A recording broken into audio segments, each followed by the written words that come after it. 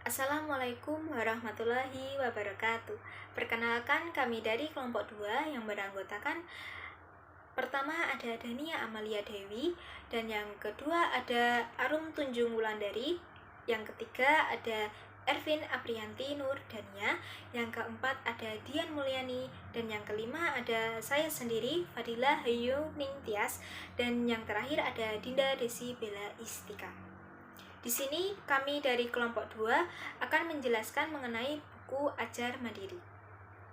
Yang pertama, saya akan menjelaskan terlebih dahulu sedikit mengenai bahan ajar cetak.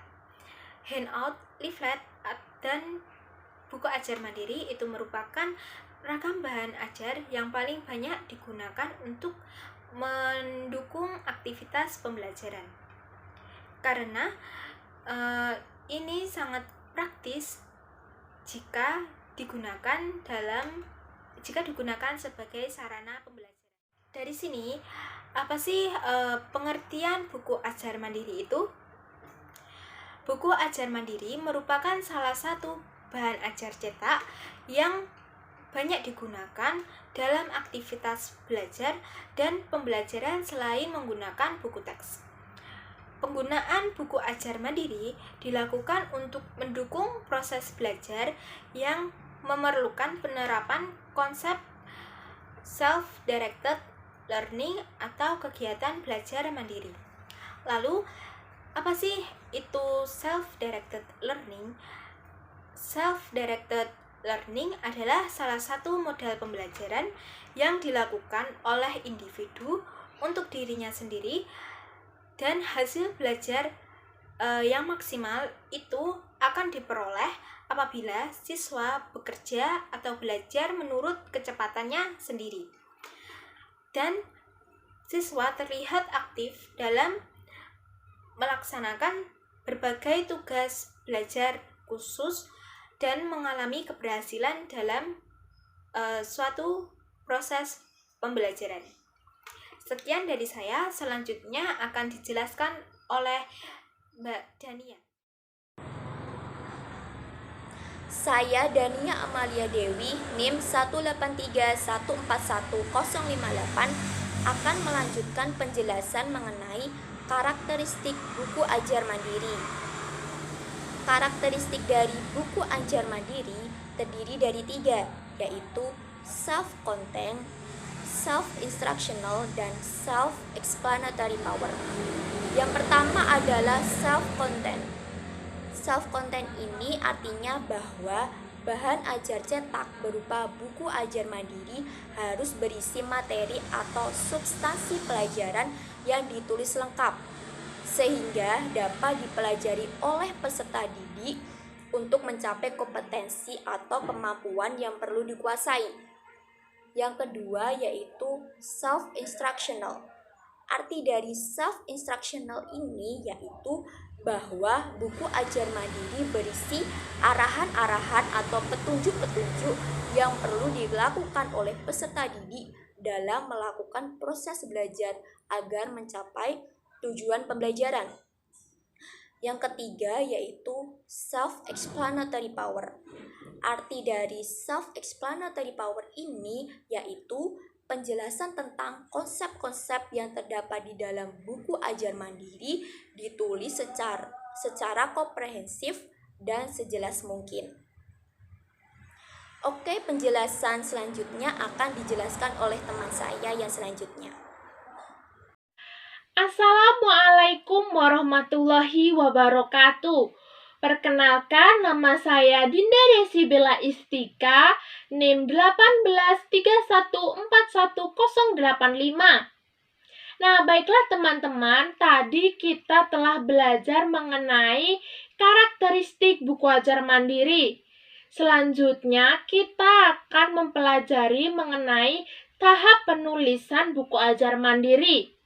Menurut Roundtree tahun 2003, ada 4 tahapan terpenting yang diperlukan dalam menulis buku ajar mandiri, yaitu yang pertama, tahap perencanaan, yang kedua, tahap persiapan menulis, yang ketiga, tahap menulis, dan yang keempat adalah tahap menyunting atau finalisasi buku ajar mandiri. Untuk lebih jelasnya, berikut uraian mengenai penjelasan tahapan-tahapan penulisan buku ajar mandiri. Tahap yang pertama adalah tahap perencanaan. Pada tahap ini mengharuskan penulis melakukan beberapa hal untuk memudahkan proses penulisan buku ajar mandiri, yaitu yang pertama, mengidentifikasi karakteristik peserta didik atau calon pengguna bahan ajar. Lalu yang kedua, menentukan kompetensi yang dapat dicapai oleh pengguna bahan ajar setelah melakukan proses belajar. Lalu yang ketiga, menentukan pendekatan atau strategi yang digunakan untuk mendukung penggunaan bahan ajar. Lalu yang keempat, mempertimbangkan bahan ajar yang telah ada. Nah, itu tadi merupakan 4 hal yang memudahkan penulis dalam melakukan proses penulisan buku ajar mandiri. Nah, untuk tahap yang selanjutnya adalah tahap persiapan menulis. Pada tahap ini, penulis harus melakukan beberapa kegiatan. Kegiatannya apa saja sih? Kegiatannya yaitu yang pertama, menentukan sistematika isi atau materi buku ajar mandiri yang akan ditulis. Lalu yang kedua, mengumpulkan bahan pustaka atau referensi yang akan digunakan dalam proses penulisan. Lalu yang ketiga, mengembangkan kegiatan belajar peserta didik yang akan diintegrasikan dalam mempelajari buku ajar. Lalu yang keempat, menggali atau mencari contoh-contoh yang digunakan untuk memperjelas konsep dan materi yang akan ditulis dalam buku ajar mandiri. Lalu yang kelima, memperkirakan unsur ilustrasi gambar yang akan digunakan dalam memperjelas konsep-konsep yang dikemukakan dalam buku ajar mandiri. Nah, itu tadi merupakan kegiatan yang dilakukan penulis dalam tahap persiapan menulis. Nah, untuk tahap yang ketiga adalah tahap menulis. Pada tahap menulis, buku ajar mandiri terdiri dari beberapa kegiatan. Kegiatannya yaitu yang pertama, menulis draft atau kerangka awal buku ajar mandiri. Lalu yang kedua, menulis unsur tes atau penilaian yang akan digunakan dalam buku ajar mandiri. Lalu yang ketiga, melakukan uji coba dan revisi terhadap buku ajar mandiri. Nah, itu tadi merupakan kegiatan yang dilakukan penulis dalam tahap menulis. Nah, tahap yang terakhir adalah tahap menyunting atau finalisasi buku ajar. Finalisasi merupakan langkah terakhir yang perlu dilakukan penulis untuk menyelesaikan penulisan buku ajar mandiri. Pada langkah ini, penulis perlu melakukan beberapa hal penting, yaitu yang pertama, membaca dengan cermat draft atau kerangka buku ajar mandiri atau melakukan proofreading dengan bantuan proofreader. Lalu yang kedua, mencantumkan ilustrasi visual atau gambar yang diperlukan dalam buku ajar dengan bantuan ilustrator. Ilustrasi visual atau gambar dalam buku ajar mandiri dan buku ajar pada umumnya dapat memberi kontribusi dalam hal memperjelas uraian konsep-konsep yang disampaikan secara tertulis. Selain itu, pengguna ilustrasi gambar juga dapat menarik perhatian pembaca terhadap konsep-konsep spesifik yang dibahas dalam buku ajar tersebut. Nah, hal penting yang terakhir, yang ketiga adalah memeriksa tata letak yang dibuat oleh layouter dan memeriksa kelengkapan bahan ajar sebelum bahan ajar dicetak dan dipublikasikan. Nah, itu tadi merupakan penjelasan singkat mengenai tahapan penulisan buku ajar mandiri. Sekian penjelasan dari saya, kurang lebihnya mohon maaf. Wassalamualaikum warahmatullahi wabarakatuh.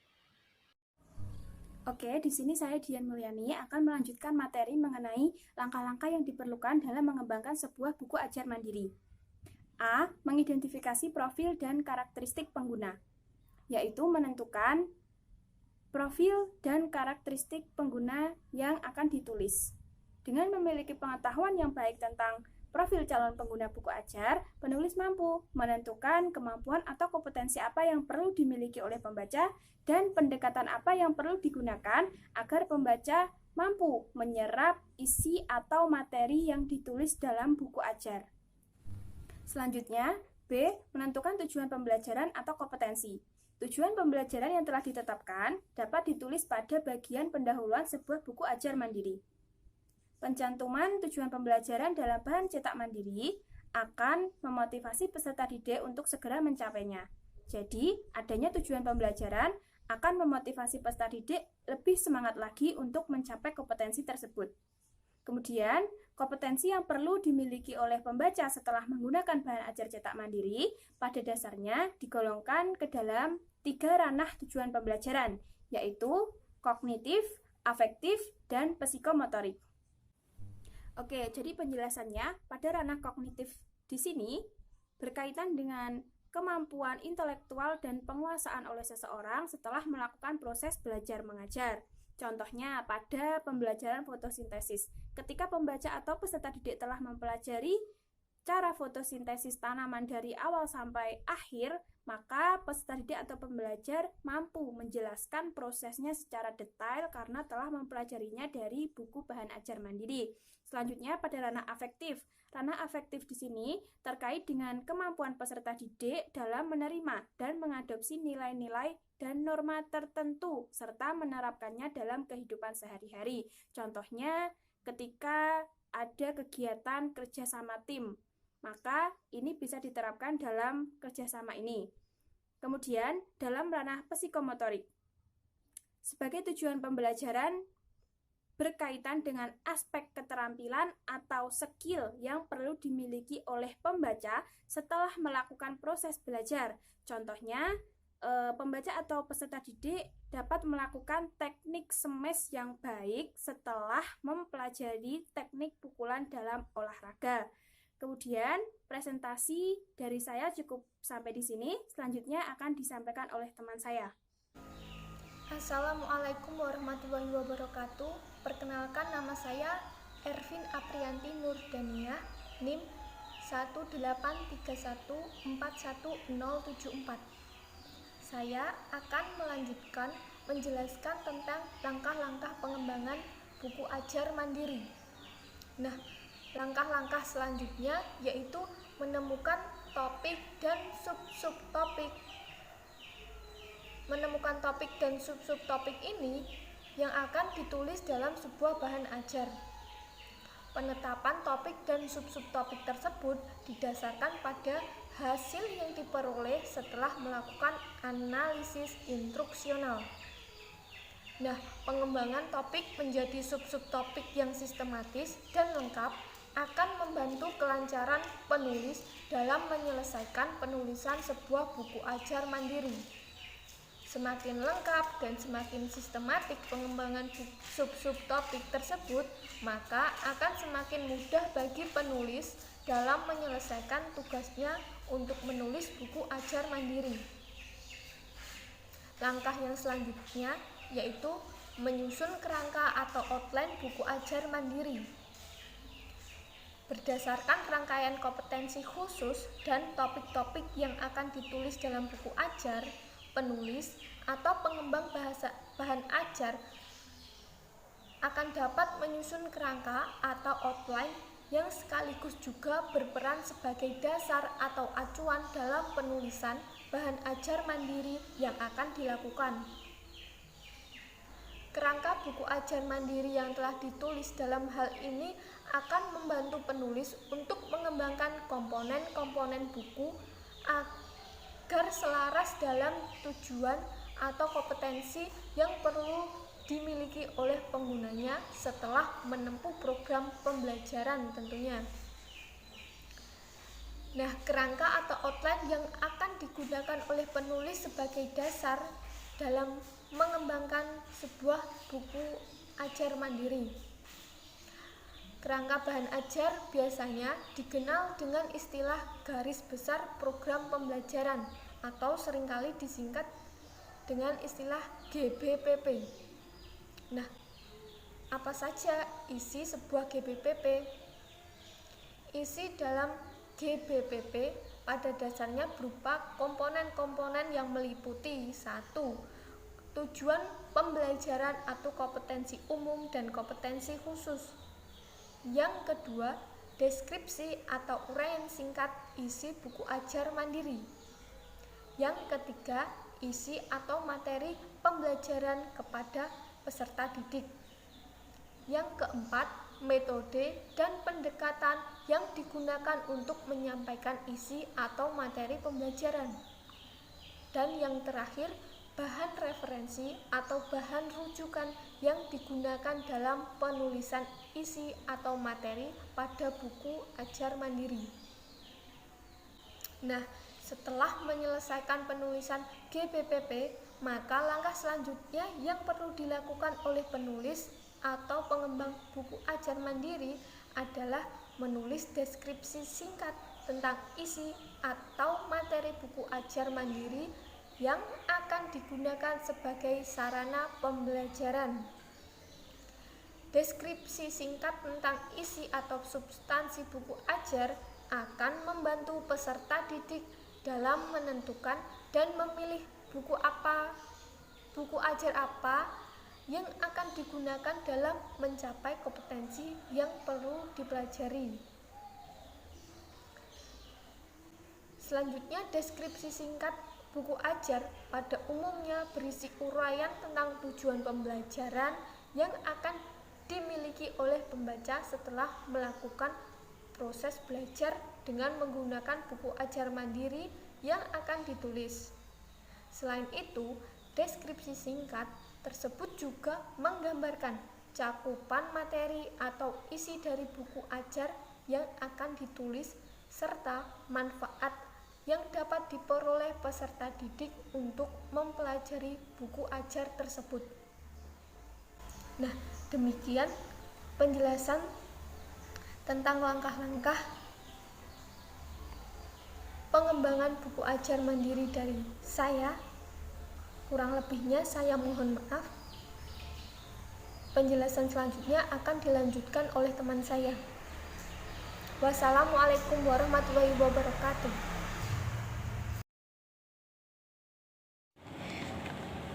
Sebelumnya, Assalamualaikum warahmatullahi wabarakatuh. Di sini saya akan melanjutkan presentasi dari teman saya. Selanjutnya, menulis draft buku ajar mandiri. Menulis draft buku ajar mandiri tersebut juga tetap menggunakan struktur dan sistematika penulisan yang telah disepakati sebelumnya. Hal yang membedakan antara buku ajar mandiri dan buku teks itu adalah komponen-komponen isi yang ada di dalamnya. Kemudian di situ ada dua istilah, yaitu self-contained dan self-instructional. Selanjutnya, F melakukan finalisasi. Finalisasi dilakukan dengan menambahkan komponen-komponen bahan ajar yang belum ada dan menyempurnakan komponen-komponen yang masih perlu diperbaiki. Untuk struktur buku ajar mandiri maupun teks itu ada 3 bagian. Yang pertama bagian pendahuluan, kemudian bagian isi, dan bagian penutup. Yang pertama bagian pendahuluan. Jadi, bagian pendahuluan itu berisi informasi tentang tujuan pembelajaran ataupun kompetensi yang sudah dirancang sebelumnya yang harus dimiliki oleh peserta didik untuk menempuh aktivitas pembelajaran dengan menggunakan buku ajar mandiri tersebut.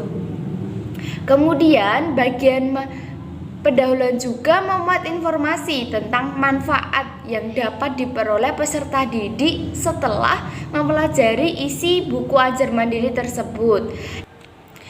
Selanjutnya, bagian isi. Bagian isi dari buku Ajar Mandiri berisi uraian tentang materi yang perlu dipelajari oleh peserta didik secara sistematik dan menyeluruh. Bagian isi berisi serangkaian bab yang memuat uraian materi yang dapat mengantarkan peserta didik untuk mencapai tujuan pembelajaran. Selanjutnya bagian penutup. Bagian penutup berisi rangkuman yang menggambarkan atau mendeskripsikan secara ringkas saling berkaitan setiap konsep yang dibahas. Selain itu, bagian penutup juga berisi tes formatif yang dilakukan untuk mengetahui tingkat pemahaman peserta didik terhadap isi atau materi yang dibahas dalam buku Ajar Mandiri. Selanjutnya, menelaah dan merevisi buku Ajar Mandiri. Menelaah dan merevisi buku Ajar Mandiri. Hal ini dilakukan dengan memperhatikan masukan-masukan pemikiran dari ahli desain pembelajaran, instruksional designer, dan ahli materi atau subject matter expert. Penulisan buku ajar pada umumnya perlu melibatkan personal yang memiliki takaran tertentu. Hal ini dilakukan untuk menjamin efektivitas, efisiensi, dan bahan ajar tersebut. Nah, kemudian ini ada 4 ahli. Yang pertama, ahli desain pembelajaran, yang kedua ahli materi, yang ketiga ahli media, dan yang terakhir penata letak atau ilustrator. Kemudian yang keempat, melakukan finalisasi buku Ajar Mandiri. Jadi dengan langkah finalisasi ini merupakan langkah terakhir yang perlu dilakukan oleh seorang penulis dalam menulis buku yang akan diterbitkan. Sebelum itu penulis juga tidak akan melupakan untuk tetap membaca dengan cermat akan draft buku Ajar Mandiri, kemudian melakukan proofreading dengan bantuan proofreader, serta tetap mencantumkan ilustrasi visual ataupun gambar yang bertujuan untuk mempermudah responden ataupun peserta didik yang akan menerima materi yang telah dibuat, untuk membantu mencermati, kemudian untuk membantu memahami dengan penjabaran-penjabaran yang lainnya. Kemudian juga tidak lupa dengan pemeriksaan tata letak yang dibuat oleh layouter ataupun kelengkapan bahan ajar. Nah, di saat semua sudah siap dan semua sudah difinalisasi dan sudah direvisi, sudah ditelaah dan sudah melakukan tahapan-tahapan tadi, itu baru bisa dicetak dan dipublikasikan kembali. Kemudian ini yang terakhir ada langkah pengembangan bahan ajar mandiri. Dalam langkah pengembangan bahan ajar mandiri itu terdapat 6. Yang pertama, menetapkan profil dan karakteristik pengguna, kemudian menetapkan tujuan pembelajaran ataupun kompetensi, kemudian menyusun kerangka atau outline buku ajar mandiri, kemudian menulis draft buku ajar, kemudian menelaah dan merevisi draft buku ajar mandiri, dan melakukan finalisasi buku ajar mandiri. Mungkin itu yang bisa kami sampaikan dari kelompok 2 mengenai materi yang telah disampaikan tadi. Kurang lebihnya kami minta maaf. Kami tetap menerima kritik dan saran dan masukan dari teman-teman. Cukup sekian. Wassalamualaikum warahmatullahi wabarakatuh.